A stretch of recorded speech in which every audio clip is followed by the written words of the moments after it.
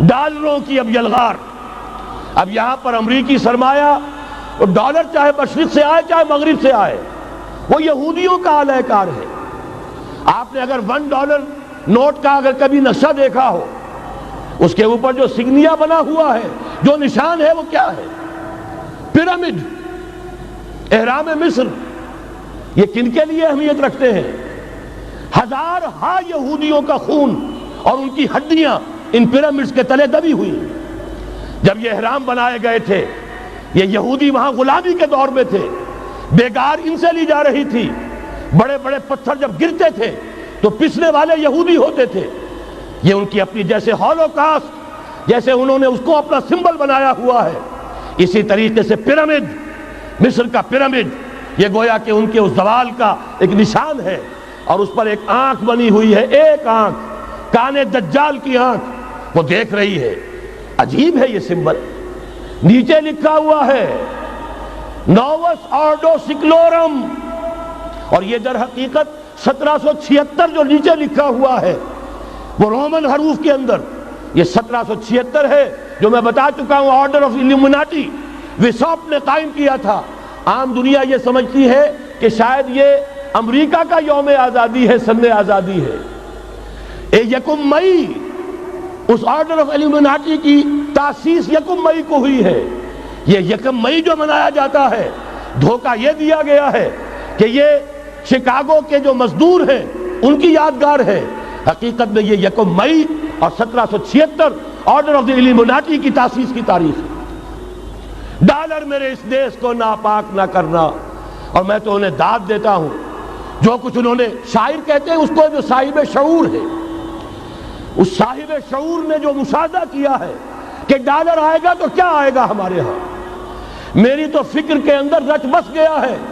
پاکستان کے بارے میں جب کہا تھا اے آندھیوں سنبھل کے چلو اس دیار میں، امید کے چراغ جلائے ہوئے ہیں ہم. ہماری امیدوں کے چراغ ہے یہ. اسلام کا گہوارہ بننے والی ملک ہے یہ.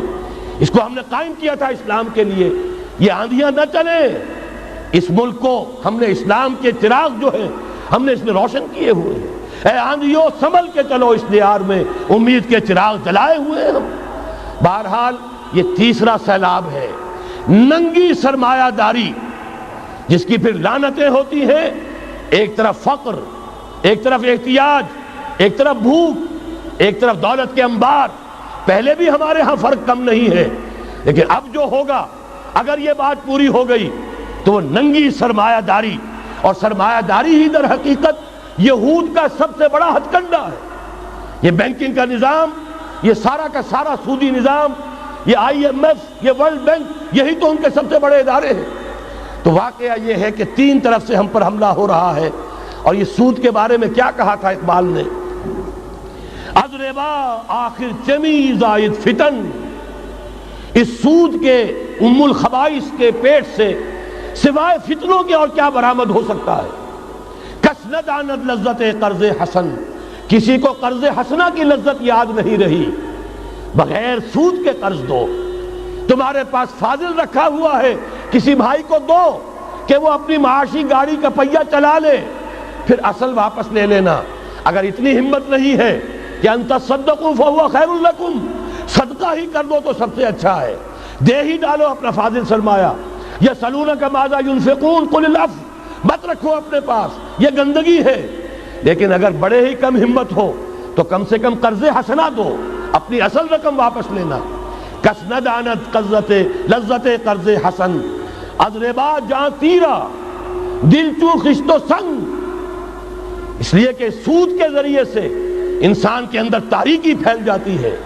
دل جو ہے اینٹ کے مانند، پتھر کے مانند سخت ہو جاتا ہے، کٹھور. ثم قست قلوبکم فہی کالحجارۃ او اشد قسوہ.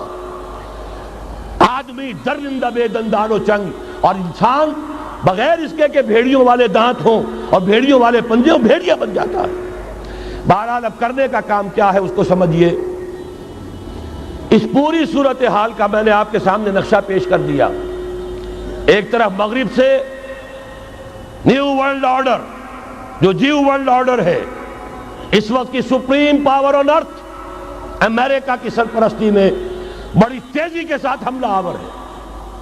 دوسری طرف وَمَكَرُوا وَمَكَرَ اللَّهُ وَاللَّهُ خَيْرُ الْمَاكِرِينَ۔ اللہ کو پامردی مومن پہ بھروسہ، ابلیس کو یورپ کی مشینوں کا سہارا۔